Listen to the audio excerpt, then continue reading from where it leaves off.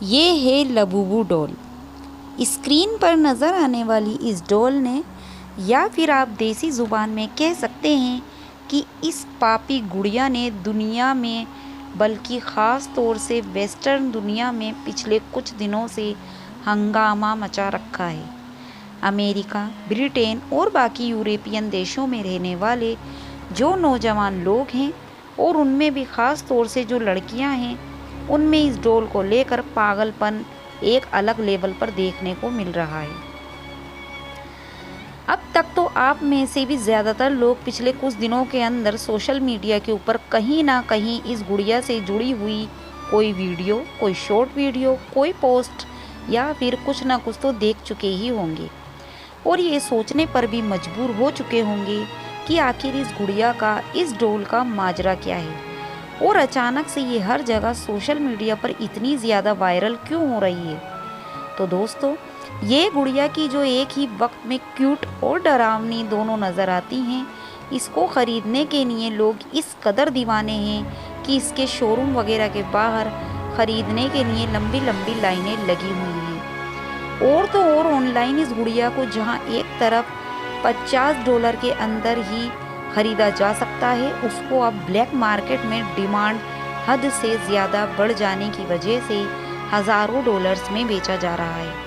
मगर हाँ, मामला ये भी है कि इस कहानी का सिर्फ एक ही पहलू है, जबकि दूसरी तरफ इस अजीबो गरीब डॉल का कनेक्शन काले जादू, शैतानी ताकतों से जुड़ने वाले लोगों की तादाद भी कम नज़र नहीं आ रही। बल्कि कुछ लोग तो सीधे तौर पर इसका कनेक्शन फजूजू नाम के उस डेविल, उस शैतान के साथ जोड़ रहे हैं, जो हज़ारों साल पहले आज के मिडिल ईस्ट में बसने वाले कुछ लोगों का गॉड हुआ करता था। और तो और अब तो सोशल मीडिया के ऊपर कुछ ऐसी कहानियाँ भी शेयर की जाने लगी हैं, जिसमें लोग ये बता रहे हैं कि जब से हमारे घर में ये गुड़िया आई है, ये डॉल आई है, तब से उनके अपने कमरे के बाहर या घर के बाहरी हिस्से में लोग चलते हुए नज़र आ रहे हैं। और कुछ लोग तो ये दावा तक कर रहे हैं कि उनको अपने बेड्स के ऊपर या बाकी जो फर्नीचर वगैरह हैं, उसके ऊपर ऐसे स्क्रैचेस नज़र आ रही हैं, जो मानो उस डॉल ने अपने नाखून से या फिर जिस तरीके के उसके दांत हैं उससे मारी हो। तो दोस्तों, अब आखिर में सवाल यही है कि इस डॉल की या इससे जुड़े हुए ये जितने भी दावे हैं, ये जितनी भी कहानियाँ हैं, आखिर इनकी हकीकत क्या है। तो दोस्तों, हमारी इस कहानी का आगाज़ होता है सन 2015 से। हांगकांग से ताल्लुक़ रखने वाले एक आर्टिस्ट है, एक डिज़ाइनर हैं, जिनका नाम कैसिंग लंग है। 2015 के करीब में जब वो अपनी एक कहानी लिख रहे थे, या आप कह सकते हैं कि एक कंप्लीट स्टोरी बुक लिख रहे थे, जिनका नाम द मॉन्स्टर बताया जा रहा है। तो उस कहानी के अंदर ही इस आर्टिस्ट ने अपने ख्याल से और अपने दिमाग के ज़रिए से इस नई गुड़िया को तैयार किया था। सिर्फ लबूबू को ही नहीं, बल्कि उस कहानी के मुताबिक और भी बहुत सारे कार्टून्स को कैसिंग लंग के द्वारा तैयार किया गया था। मगर अभी तक यह लबूबू डॉल क्योंकि सिर्फ स्टोरी में ही थी, तो इसको इमेजिन ही किया जा सकता था। मगर 2018 और 19 के बीच करीब में उस वक्त एक बड़ा मोड़ आया कि जब एक चाइना बेस्ड कंपनी पॉप ने इसको फिजिकल रूप दिया। मतलब कहानी में बनाई गई उस गुड़िया को ना सिर्फ असल शक्ल दी, बल्कि उसको बेचने के लिए मार्केट में भी उतार दिया। और इस तरह से ये लबूबू डॉल पहली बार असल शक्ल में दुनिया के सामने आई,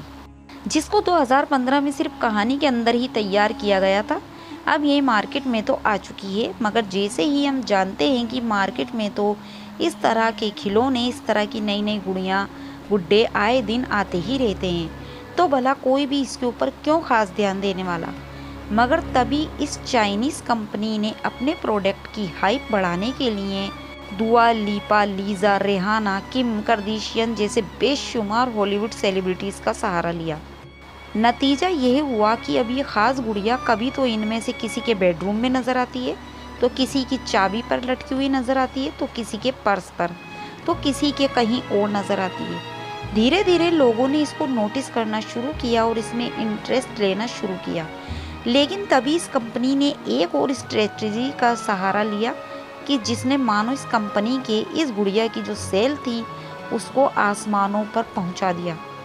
दरअसल उन लोगों ने ब्लाइंड बॉक्सेस का ऐलान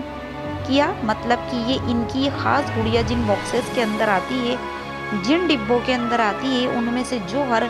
72वां डिब्बा होगा वो स्पेशल होगा, उसके अंदर लबूबू डॉल होगी। बस इसी चीज़ ने इस डॉल की पॉपुलैरिटी को इतना ज़्यादा ऊपर पहुंचाने में सबसे अहम किरदार अदा किया, क्योंकि लोगों के बीच अब ये मेथड एक जुए की तरह काम कर रहा था, क्योंकि हर कोई ये चाहता था कि जब वो ये डॉल का बॉक्स खरीदे तो इसके हिस्से में ही 72वां बॉक्स आए। अब जिसके हिस्से में ख़रीदने के बाद भी वे बॉक्स नहीं आ पा रहा था तो वे और भी ज़्यादा ख़रीदना चाह रहा था,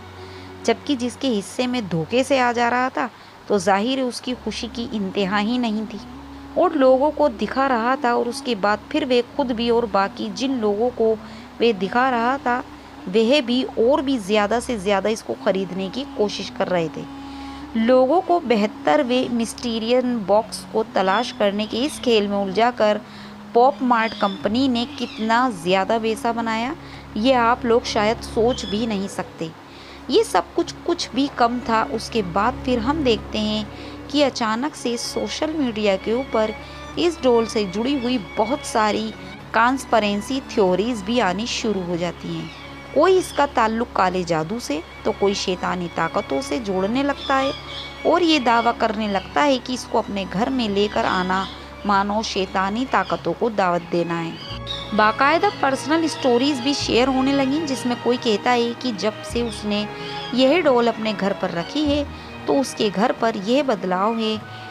तो कोई कहता है कि उसने ऐसी खतरनाक और डरावनी चीज़ें देखी हैं। तो साथियों, इन सारी थ्योरीज और दावों का नतीजा ये निकला कि सबसे पहले तो ये डॉल और इससे जुड़ी हुई सारी चीज़ें सोशल मीडिया के ऊपर खूब वायरल हुई और जाहिर है जब एक बार ये वायरल हो गई और दुनिया भर में इसकी चर्चा होने लगी तो बहुत सारे नए लोगों में भी इसके बारे में जानने के लिए, इसको खरीदने के लिए इच्छा पैदा होने लगी। अब यहाँ पर एक इंटरेस्टिंग चीज़ ये भी है कि बहुत सारे लोग इस लबूबू को हज़ारों साल पुराने एक शैतानी देवता पजूजू के साथ भी जोड़ रहे हैं, जो किसी दौर में उन लोगों के लिए बहुत ज़्यादा ख़ास और एक सेवियर हुआ करता था, जो आज के दौर के इराक, सीरिया और ईरान जैसे इलाकों पर बसा करते थे। इस गुड़िया को पजूजू के साथ जुड़ने की जो मेन वजह है वे दरअसल मशहूर सिम्पसन कार्टून है कि जिनका एक काफ़ी पुराना एपिसोड वायरल किया जा रहा है, जिसमें देखा जा सकता है कि पजूजू जैसा दिखने वाला एक स्टैच्यू जब उन लोगों के घर पर आता है, पहले तो उसके अंदर मौजूद जो पजूजू की शैतानी ताकत है वो सिर्फ एक्टिव हो जाती है, बल्कि उस शैतानी ताकत की वजह से उनके घर पर सब कुछ तहस नहस हो जाता है और तो और वो सारे लोग इस पजूजू की शैतानी ताकत के वश में भी आ जाते हैं। वैसे यहाँ पर एक बात भी ऐड करते चलें कि जो पजूजू है, जो किसी दौर में मेसोपोटामियम के लोगों का देवता हुआ करता था, ये पिछले कुछ वक्त में ही अचानक से पूरी दुनिया में हद से ज़्यादा मशहूर हुआ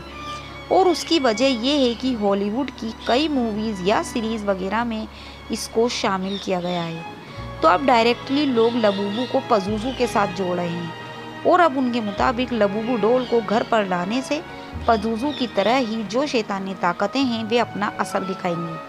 अब जो लोग इनका कनेक्शन जोड़ रहे हैं उनकी दलील के मुताबिक पहले तो इनके नाम ही सिमिलर हैं, मतलब लबूबू और पजूजू मानो दोनों एक दूसरे से इंस्पायर हों या फिर दोनों भाई भाई हों। साथ ही कनेक्शन जोड़ने वाले लोग इन दोनों के सिमिलर दिखने का भी दावा करते हैं। हालांकि दोस्तों सच्चाई तो ये है कि ना तो लबूबू को बनाने वाले केसी इंगलंग ने कभी कोई इस तरह का बयान दिया कि जिससे पता चले कि उन्होंने पजूजू जैसे किसी भी पुराने कैरेक्टर से इंस्पायर होकर लबूबू को बनाया, और ना ही हकीकत में ये दोनों सेम टू सेम नज़र आते हैं, बल्कि स्क्रीन पर आप खुद ही देख लीजिए, लबूबू और पजूजू में ज़मीन आसमान का फ़र्क है।